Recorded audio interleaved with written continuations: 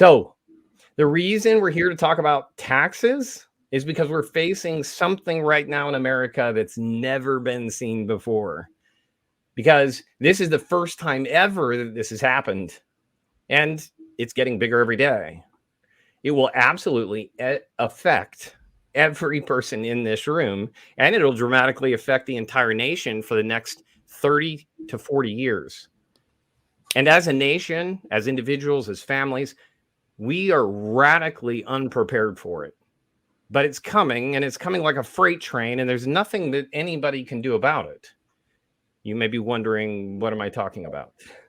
And the answer may surprise you, but I am talking about the epidemic of inevitable rising taxes. And the greatest impact is going to be those who are in retirement. My father, Steve Souza, has been helping families for over 40 years protect their families and protect their retirement. And it's been the greatest ambition in his life, both inside the financial world, but outside.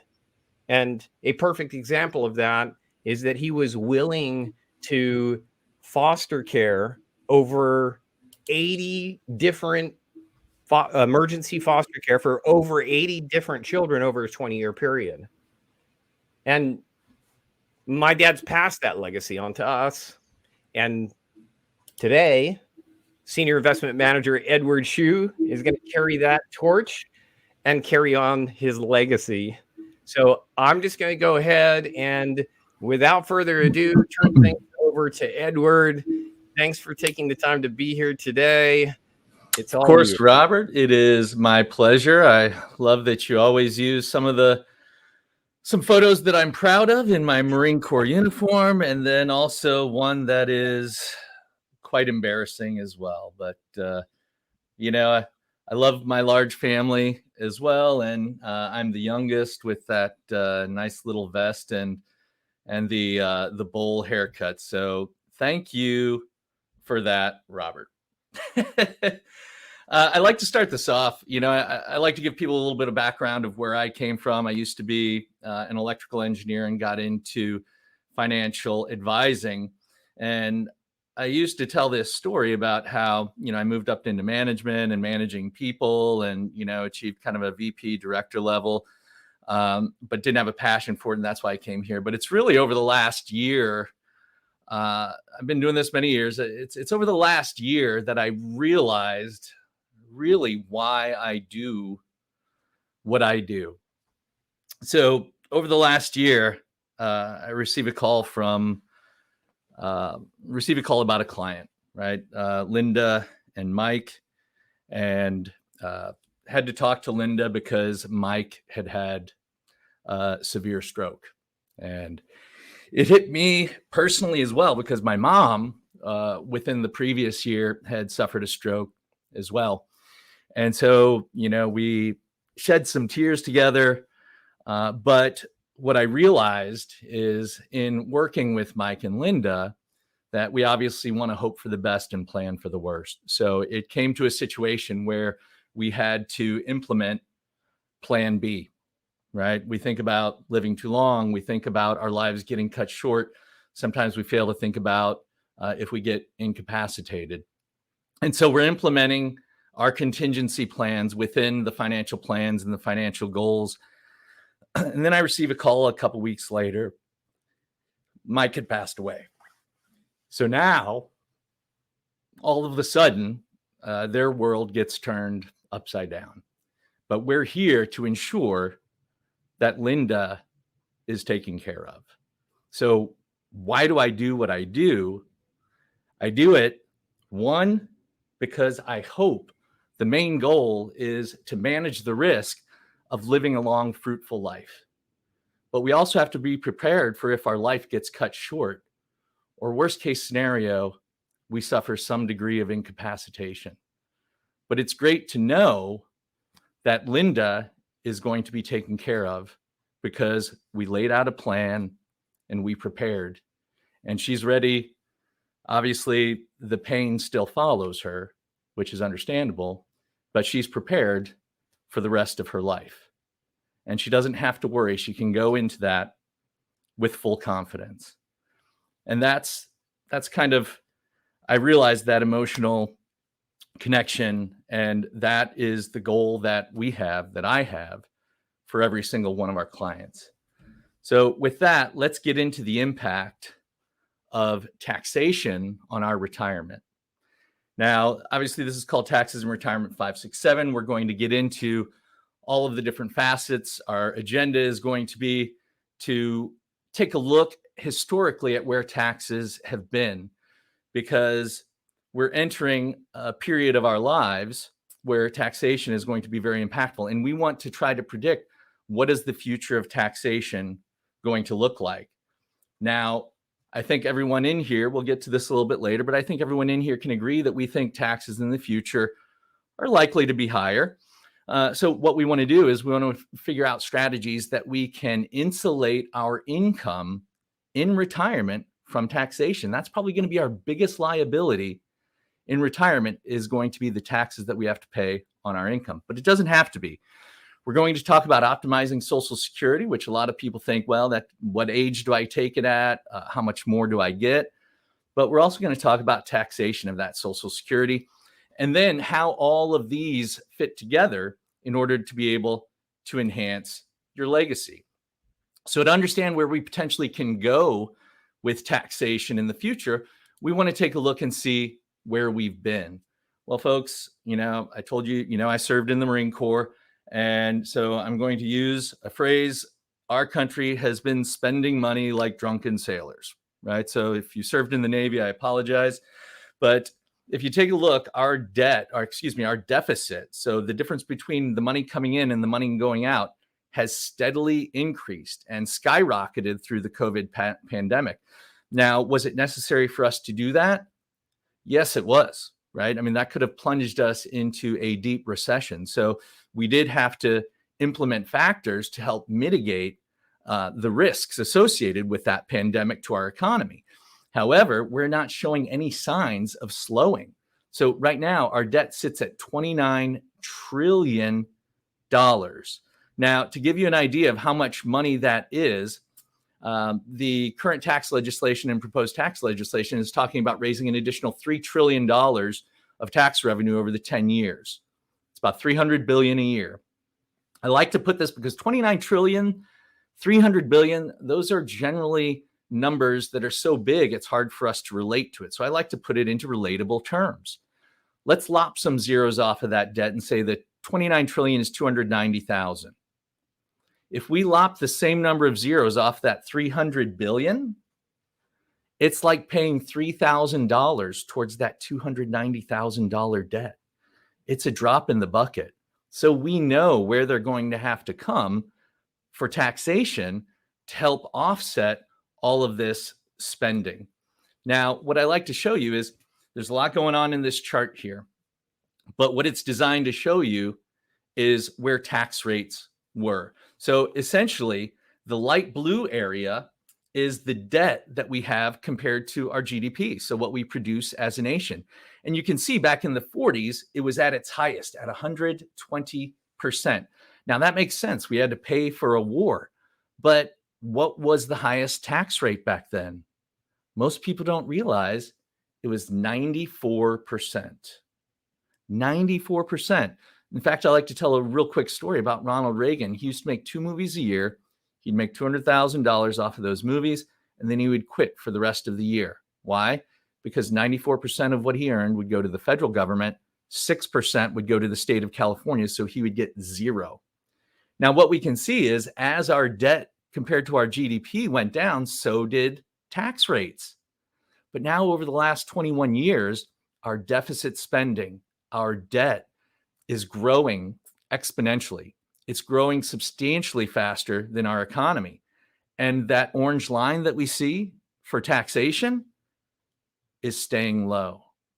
The longer it stays low, the more impactful it's going to be for the changes that need to be made. And in fact, tax rates could likely double if we wait too long. So what can be done to solve that problem that we have? We can spend less, or we can take in more. And what is take in more for the federal government? That means taxation. because if we're spending this much and we're bringing in this much, we need to cut the spending, increase what's coming in, or somewhere in between. And I don't know of many government programs that the federal government likes to take away. What did they do a few years ago, right? We had during the Trump administration, we had some tax reform. So what did we do? We spent more and we lowered taxes, which is just going to compound the problem. So I'm going to pose a question for everyone out there. I want you to let me know, do you think tax rates in the future are going to be higher? Do you think they're going to stay the same? Or do you think they're going to be lower? So let me know what you think right now. And I'm going to go ahead and move on here. So go up, of course, red. Nobody wants to see higher taxes. Stay the same, yellow. If they go down anymore, I think we're going to have even more problems. So what we have is, to give you the results of that poll, 95%, excuse me, it just went up. Somebody else answered. 96% of us think that it is going to go up. We do have 4% who thinks it is going to stay the same. For those of us, who's the majority of us out there, why do we think tax rates are likely to be higher? What are we going to be spending our money on as a government that's going to force tax rates to be higher? Let's take a look. So we've got our debt, servicing the debt, which is interest on that.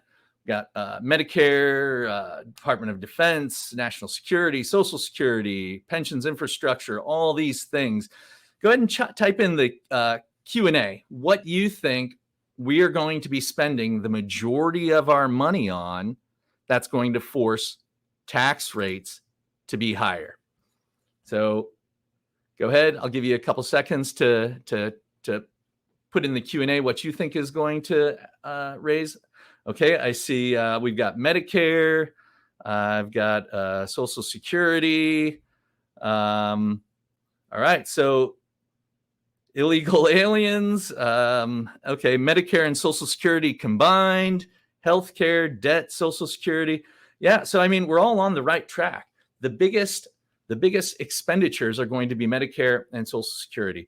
Roughly 75 to 80 cents of every dollar right now that's brought in goes towards Social Security and Medicare.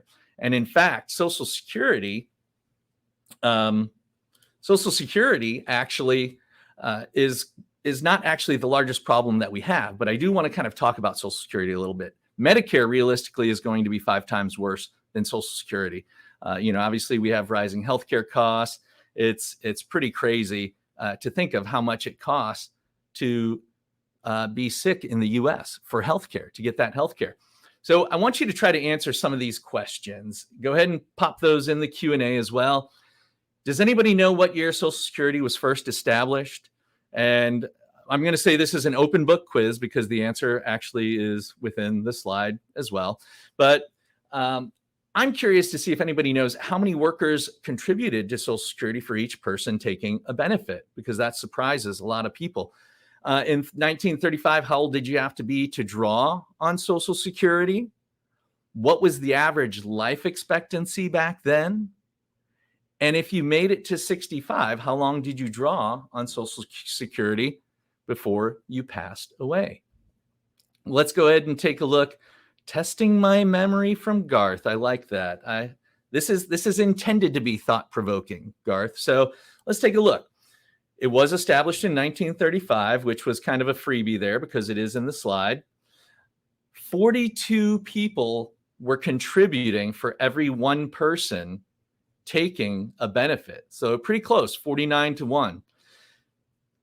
How old did you have to be? You had to be 65 in order to collect Social Security back then. And now a lot of people laugh here, but average life expectancy back then was only 62. So they didn't expect the average person to even collect Social Security. So even if you made it to the ripe old age of 65, how long did the average person collect? It was only 2 years. So was Social Security fairly solvent back then? Yeah, I mean, back then they thought they were setting it up to last a lifetime. But what happens now is we fast forward to 2021. How many people are contributing? Only 3 for every 1 person taking a benefit. How old do we have to be? We can start taking Social Security at 62. And if we start collecting at 62, the average person is going to take it for 23 years. So it's kind of morphed into insurance against living too long to a pension plan that's going to pay us out nearly a quarter of our lives. So Social Security today is definitely a very different beast. In fact, there's a gentleman by the name of David Walker. He was the CPA for America, and he wrote a book called Come Back America. And in that book, he outlined the problem, the issues with entitlement programs, with Social Security. He talked about how Medicare is going to be 5 times worse. Now, mind you, this is back in 2007, 2008, right? So this is 13 years ago, before our spending went even more out of control. But he basically says that the longer we wait, he says taxes will have to double in order for the country to remain solvent and for the federal government to keep all of the promises for all the programs that it has. He says if they don't double taxes today, they can wait. But we know that we're at 29 trillion, and that debt is going to continue to grow by trillions of dollars until we achieve a debt of $53 trillion. And what is wrong with a country that has a debt of $53 trillion? Well, a lot of other things, but foremost is all of the tax revenue that's coming in will only be enough to service the interest on the debt of $53 trillion, much less paying for all of those other programs, including national defense. So he believed in this. He wrote the book. He went out on tour. And then we also have a gentleman by the name of David McKnight, who also creates a retirement book called The Power of Zero, and then created this groundbreaking documentary. And what I'd like is we're going to go ahead and in just a second here, we're going to go ahead and show you the trailer to that movie. And for those of you who want to be able to watch the movie, all you have to do in the Q&A is go ahead and type and say, I'd like to see the movie. And we'll take that information and we'll ensure that you get that resource. So we're going to go ahead and play that trailer now.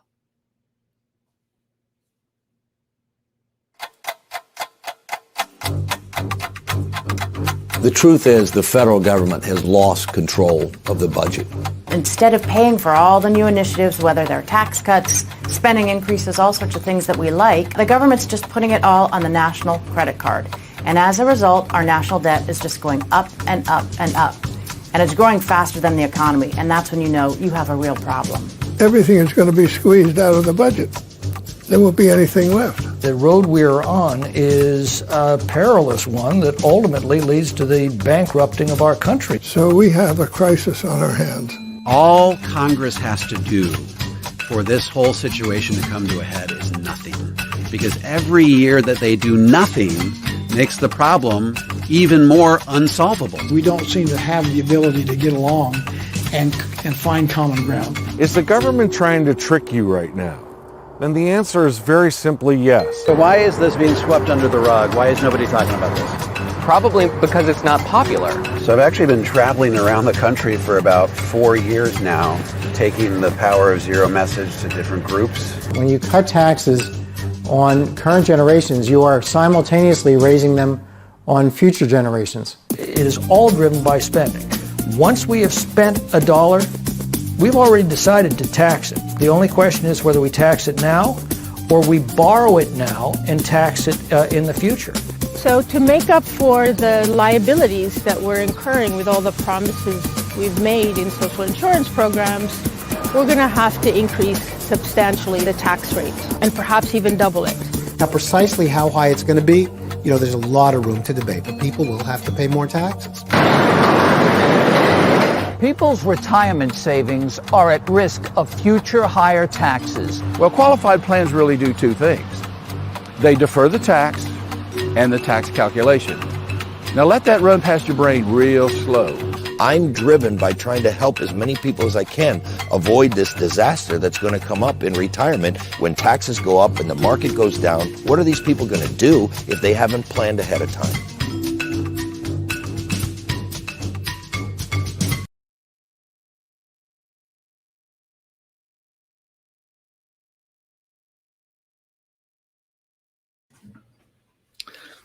So again, this documentary was made a few years back and before pre-pandemic, and so you can imagine how much worse things are going to get or have gotten. So after we see that, most people are wondering, hey, this is great. You've beat us down so much with the fact that taxes are going to be higher.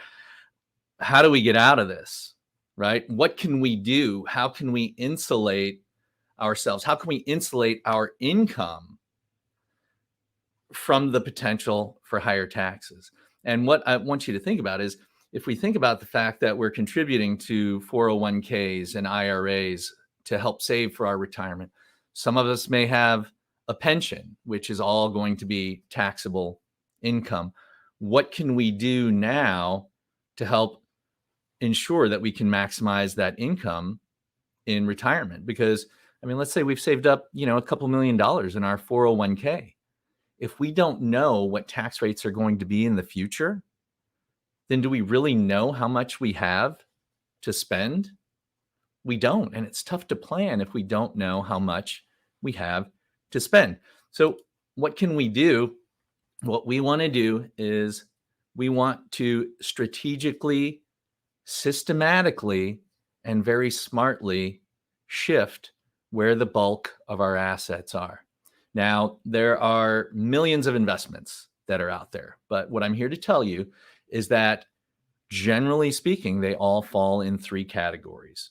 What we have is we have our taxable bucket. These are funds that we receive. We pay some taxes on them, whether it's earnings or however we earn it. We pay some taxes on it. We can invest it. And then any growth that we earn, we pay taxes on. We get a 1099 and the IRS says, I want my cut of that growth. Then we have our tax deferred vehicles, our 401ks, IRAs, 403bs, 457 plans.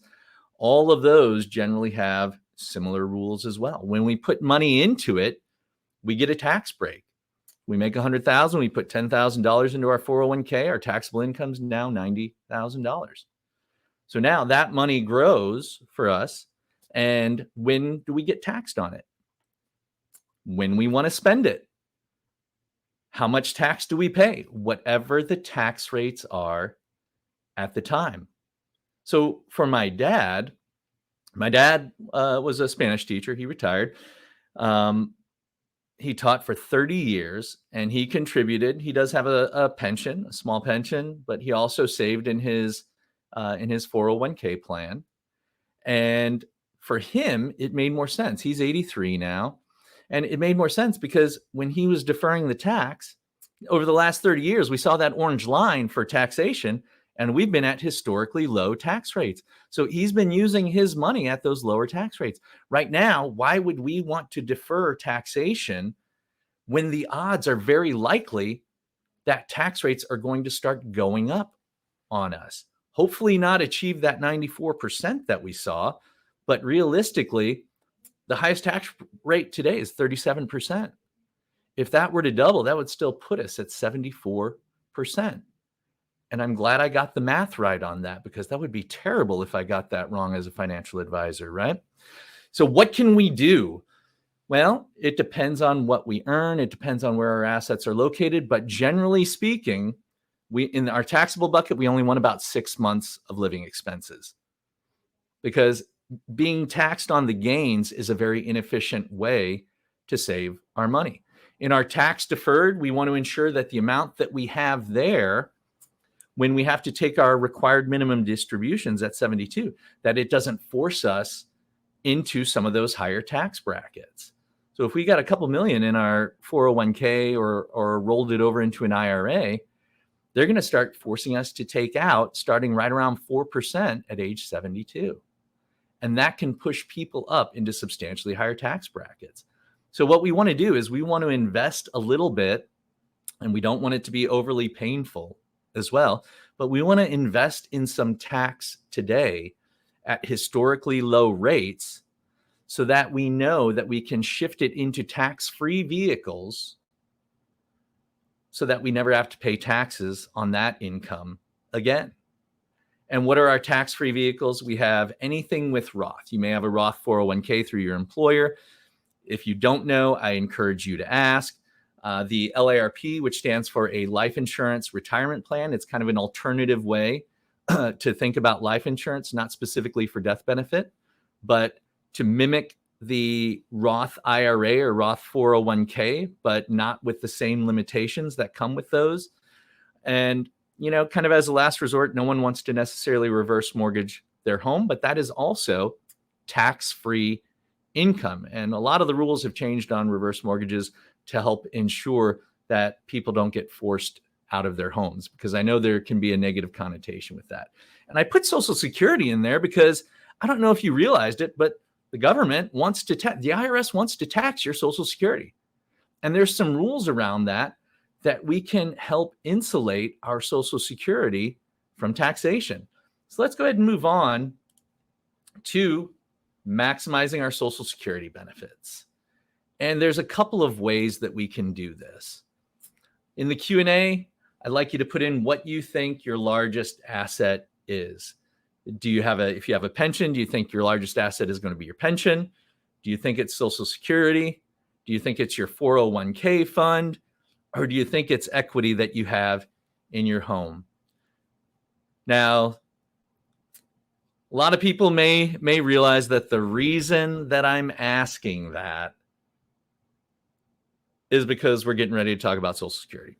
So yeah, for some people, they may think that it's the equity in their home, but realistically, Social Security, I don't see them cutting benefits. I'm not going to get into too much detail about how the federal government can solve the Social Security issue, but it's actually one of the easier issues for them to tackle. The more difficult one, like I said earlier, is going to be Medicare, but you could get upwards of $500,000 to close to $1.5 million of income off of your Social Security benefit. So for some people, they may get more from their Roth IRA or some of their investment accounts, but all of those are not necessarily guaranteed income, whereas Social Security comes to us as a form of guaranteed income. Now, how can we optimize how much we get? Now, when we talked about people being able to take Social Security at an early age of 62, now they're going to sacrifice for that. So generally speaking, every year earlier that you take Social Security from your full retirement age, which is going to range for most of us from around 65 to 67, what happens is they reduce your benefit by about 8%. So we can see using $1,000, we're looking at only $750 at 62. But if we delay until age 70, we're going to get about 30% more. So if we can wait, realistically, here are the questions that we need to ask. I'm going to use my dad. His name is also Ed or Edward. I'm actually the second. But when he retired, he wanted to retire early at 62. The only way that he could do that was to take his Social Security. So what I will encourage you is, if you need it to retire when you want to retire, you can take it, right? However, if you don't need it, then what we have to ask ourselves is, how long do I think I'm going to live? Because there comes a break-even point depending on when we take Social Security. So if we take it at 62 as opposed to 66, we will have accrued some income over those years. Now, if we take it at 66, we're going to get more, but we haven't gotten those 4 years of income. Similarly, if we delay to 70, we have the same effect. We're going to get more, but we've delayed potentially up to 8 years. So the real question is, do I think I'm going to live to about 80 years old? Because for most people, somewhere between 79 to 83 is where that break-even point comes. Something else to think about is legacy planning. If you have a spouse or a partner, or you're married, what you want to do, generally speaking, if those other factors are not necessarily the most critical, then what you want to do is whoever's going to get the higher benefit should delay to age 70. And you ask yourself, why is that? Because the survivor benefit for Social Security is the higher of the two benefits. So my mom and dad, my mom's still alive even after her stroke. So my dad gets his full benefit. My mom gets 50% of his as her spousal benefit. She worked in the home raising all of us. And what happens is if my father predeceases my mom, then my mom gets his full benefit. So if his is $2,000, now she gets the $2,000. If my mom predeceases my dad, then my dad just keeps his full benefit. So it's a way to ensure that the impact of losing some Social Security income is a little bit less. So some important things to think about. Now let's talk about, because we're here for taxes, right? We're not here necessarily to talk about how I can get the most out of Social Security. But in this case, you can, because most people don't realize the thresholds for Social Security taxation. So what happens is if we're single and we earn over $34,000, then the government is going to tax up to 85% of our Social Security income, and that's going to be at our highest marginal tax rate. Very impactful stuff. If we're married, the threshold is $44,000. So the term for this is what's called provisional income. So provisional income is essentially any W-2, 1099s. It also is any distribution from that tax-deferred bucket. Now, what we found is those who allow that tax-deferred bucket, research has shown that the taxation on the Social Security and subsequent having to take additional income from that tax-deferred bucket, which then causes additional taxation, can cause us to run out of money 7 years earlier. Or it simply reduces what we leave on to our children, to our family, or to charities of our choice. So it is very impactful and very important that we get those assets shifted from tax deferred over to tax free. Because if we can keep our income, our provisional income, our taxable income below these thresholds, now we can earn our Social Security tax free. The documentary that you saw the trailer for is called The Power of Zero. And it is very realistic for many people to get to, or at least even near, that 0% tax bracket. So what does that do for our legacy? The reason I put the little dots there is because enhancing our legacy, realistically, if we implement strategies that we learn here today, the systematic shifting, investing a bit in taxes today, to ensure that we don't have to pay taxes in the future, then really that in and of itself can enhance our legacy. So let's kind of recap what we went through, right? We know where taxation was. We're pretty confident we know where it's headed. The real question marks are, how long do we have? And how high will it get? We can take the steps to insulate ourselves from future higher taxes, paying some tax at today's historically low rates, getting those shifted into tax-free alternatives as well. And in doing so, then we've not only maximized based on when we take our Social Security, but we don't have to worry about the taxation of that Social Security. I mean, it's crazy. I mean, I see Social Security come out of my paycheck. It feels like a tax then. Why should they then tax us on the benefit that we get, right? So the result that we have more income, we have less taxation, which means that we have more to pass on to our loved ones and to charities of our choice. So realistically, though, additional steps, again, we're not necessarily here to talk about what we need to do for our estate planning, but I would suggest at a minimum, have a will. If you own properties or substantial assets, you'll likely want to get a trust. We do need powers of attorney in place for financial and health. It's important to have a healthcare directive as well. Most of us think about, eventually passing away. And, obviously we don't want to think about that. That can be a fairly morbid idea to ponder. But most of us don't think about what happens if we're incapacitated. It really is important to ensure that we take that responsibility away from some of our loved ones, because it can be difficult and emotional for them to feel like they have to make those decisions. And then obviously review that trust every 2 to 3 years. So what kind of results, what kind of differences can we make?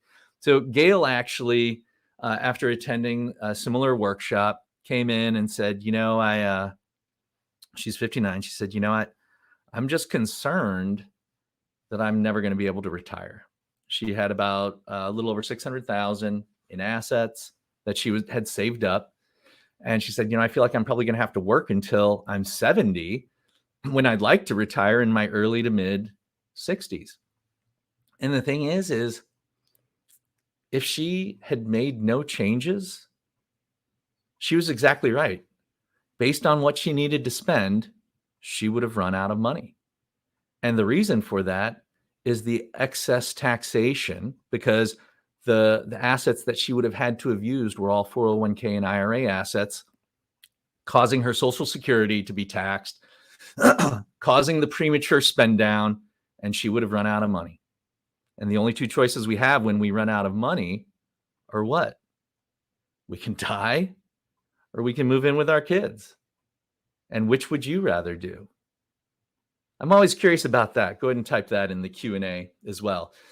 But by implementing the strategies of strategic, systematic shifts of our assets, some from taxable, the majority from tax deferred, investing some taxes at historically low rates, the difference over the course of her entire retirement was an additional 1.7 million. Now, keep in mind, that's over a 30 to 35 year period, but it is substantial.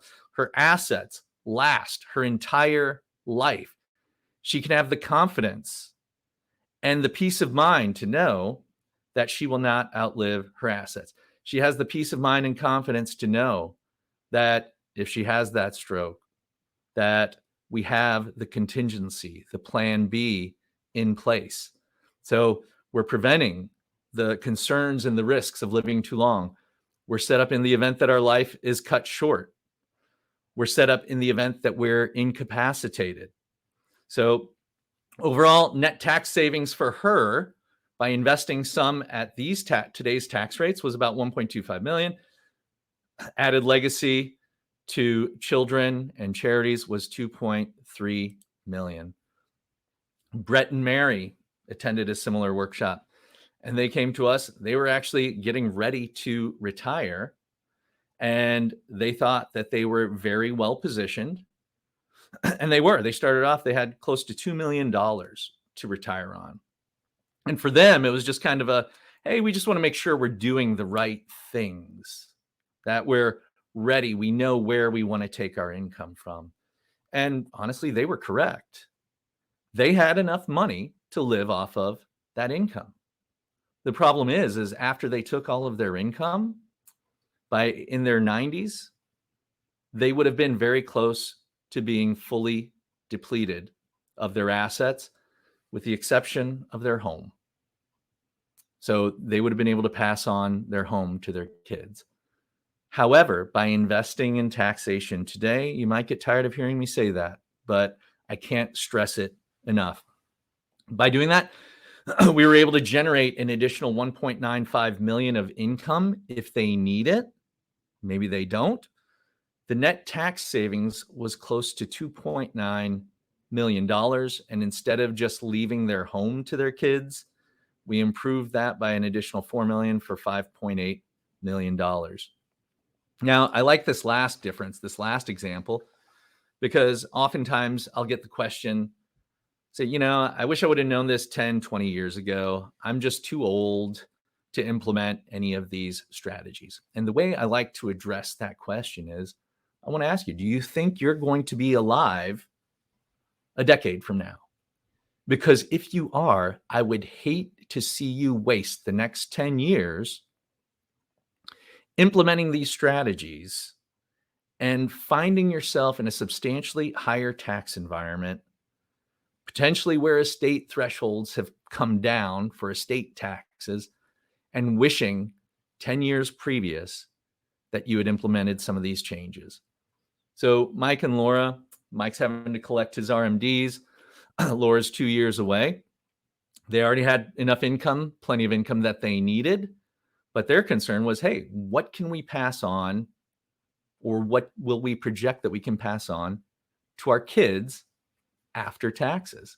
And with the bulk of their assets in that tax deferred, subject to every dollar gets taxed, they would have been able to pass on a substantial amount to their kids.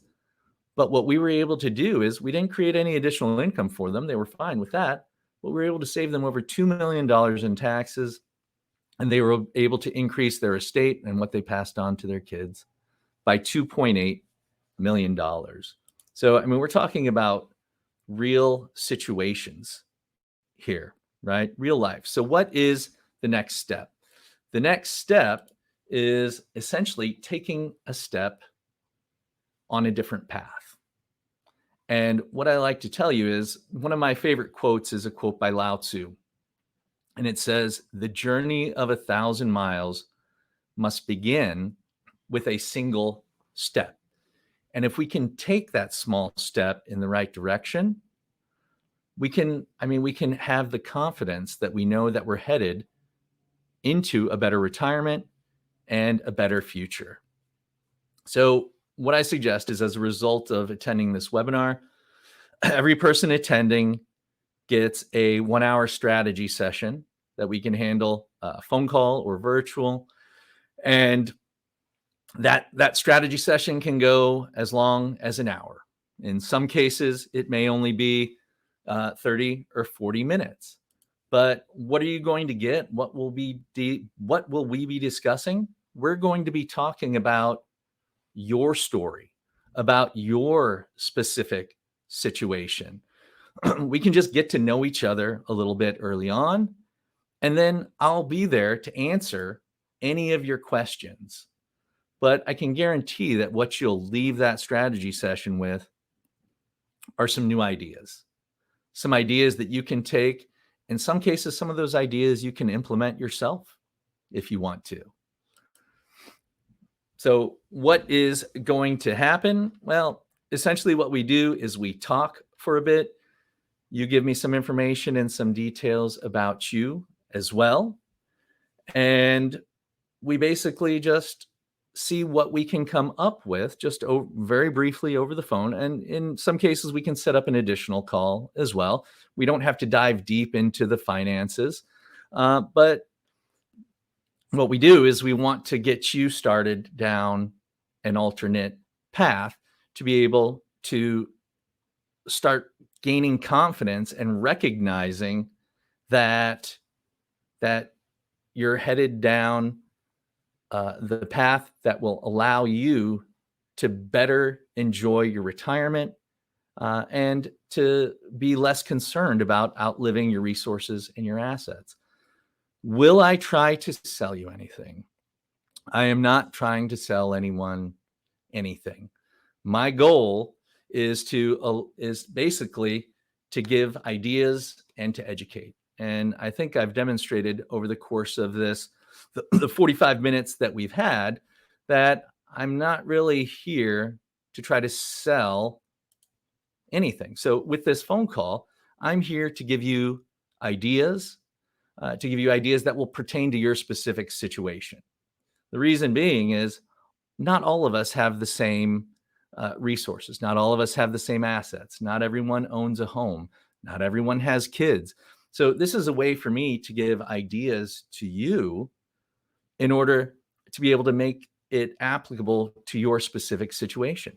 And the goal is, after you're done, for you to feel happy, for you to feel confident, for you to basically say, hey, you know what? I've got some things that I can take and I can implement in my life, to better my retirement, to increase my income, to take it back to Linda and Mike.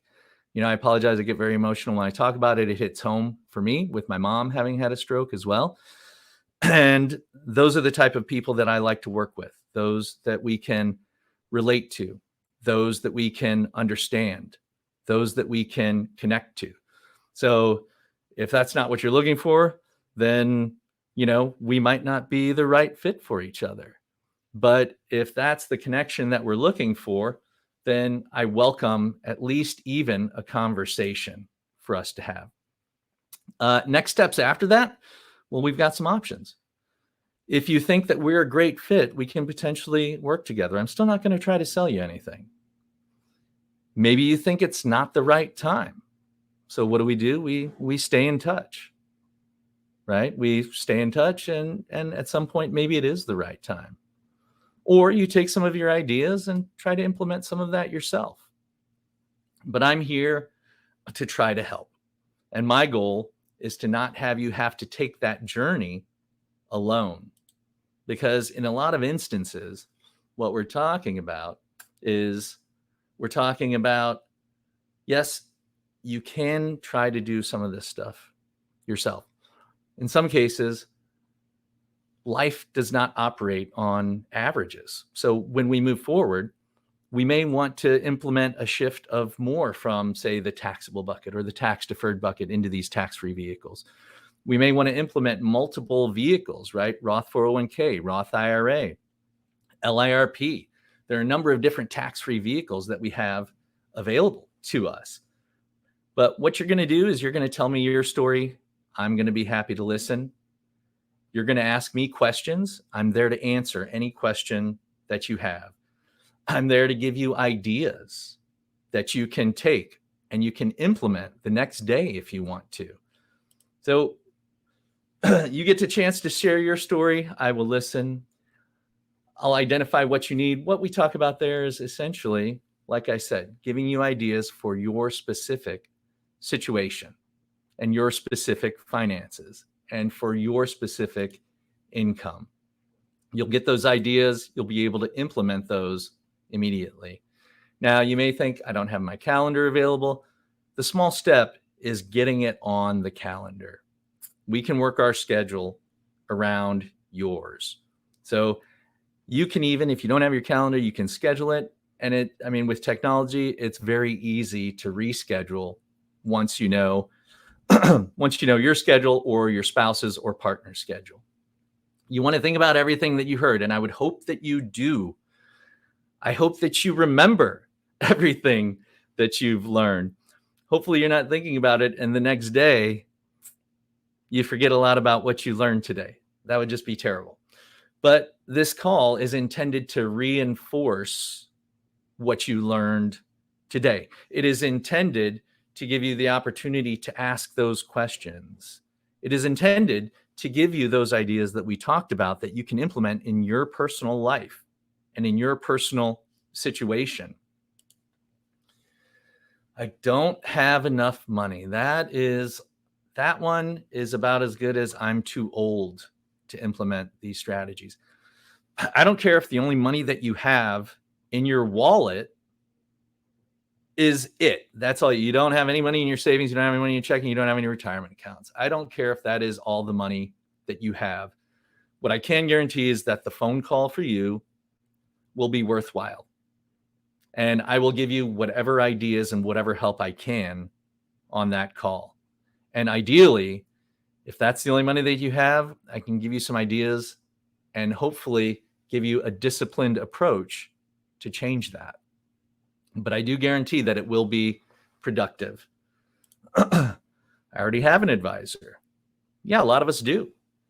But one thing I want you to think about is there's a reason that you're here watching a seminar on taxes in retirement.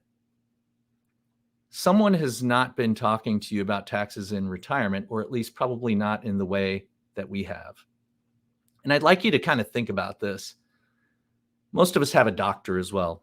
I go see my doctor every year. But if I have something wrong, if I have a problem with my knee, if I have a problem with my back, I don't go to my primary care physician. I go to a specialist.